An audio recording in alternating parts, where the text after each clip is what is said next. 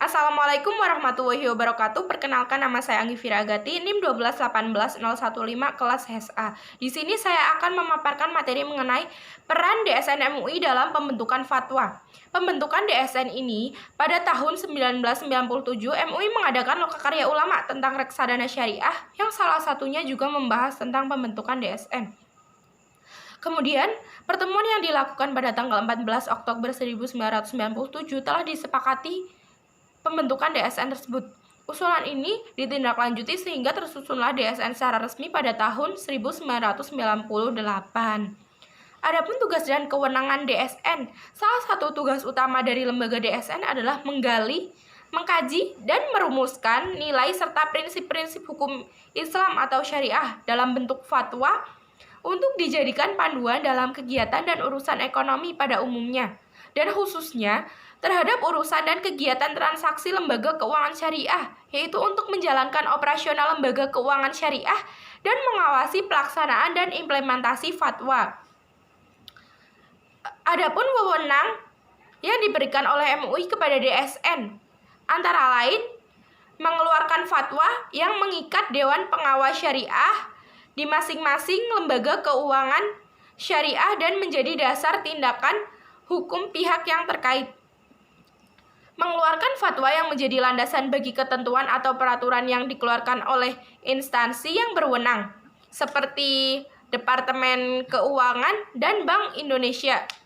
Ketiga, mengundang para ahli untuk menjelaskan suatu masalah yang diperlukan dalam pembahasan ekonomi syariah, termasuk otoritas moneter atau lembaga keuangan dalam maupun luar negeri.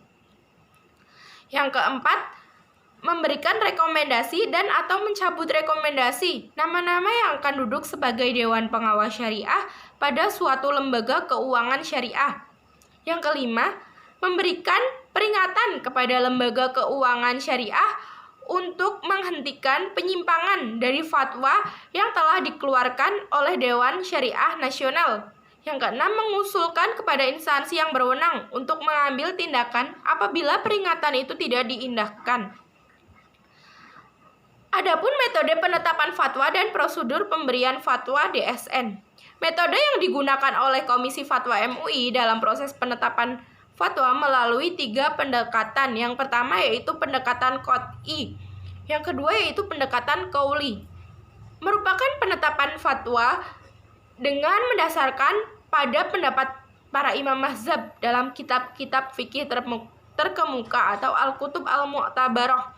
Yang ketiga, pendekatan manhaji, yaitu pendekatan dalam proses penetapan fatwa yang mempergunakan kaidah-kaidah pokok atau al-qaid al-usuliyah dan metodologi yang dikembangkan oleh imam mazhab dalam merumuskan suatu masalah.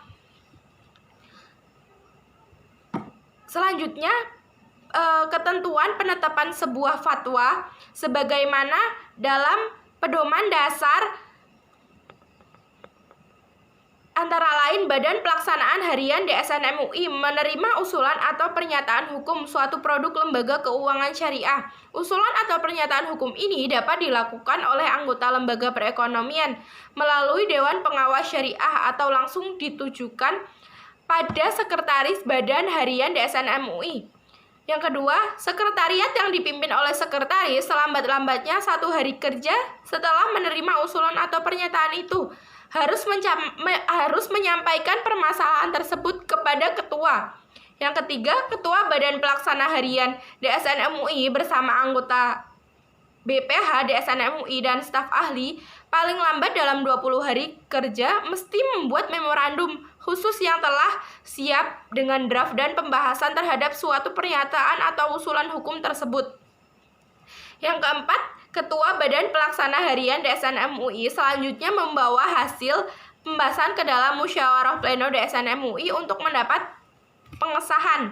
Yang terakhir, memorandum yang sudah mendapat pengesahan dari musyawarah pleno DSN MUI itu ditetapkan menjadi fatwa DSN MUI. Fatwa tersebut ditandatangani oleh Ketua DSN MUI dan Sekretaris. Yang terakhir, hubungan DSN MUI dengan lembaga lainnya. Terdapat 4 pola hubungan antara Bank Indonesia dan DSN MUI. Yang pertama, hubungan sebagai sesama regulator.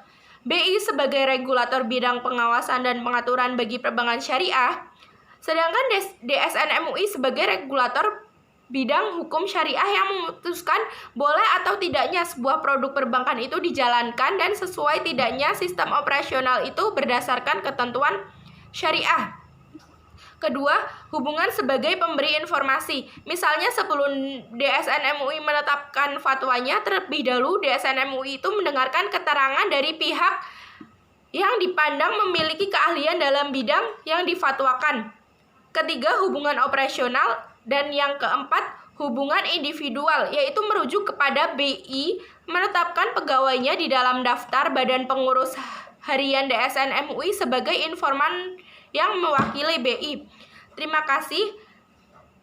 Mohon maaf apabila ada salah kata. Wassalamualaikum warahmatullahi wabarakatuh.